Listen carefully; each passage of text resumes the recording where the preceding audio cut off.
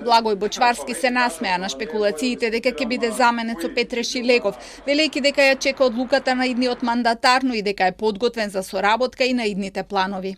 Јас секако дека ќе разговарам со идниот мандатар, доколку ги отвориме сите оние проекти, концепти кои што ги има, начинот на работа кој што го предлага како иден премиер.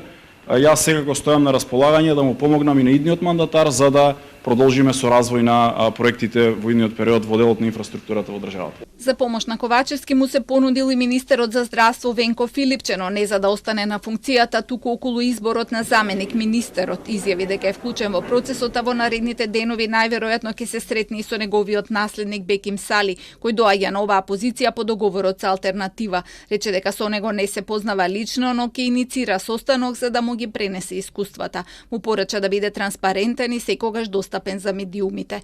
Советникот на премиерот Милан Живковиќ пак потврди дека се разговара за можноста да влезе во владата. Верувам дека моето име е едно од имињата за кои што се размислува, но пак ќе речам не е фер ниту према сегашната министерка Јагода Шекпаска, ниту према било кој од тимот таму да се шпекулира за тоа.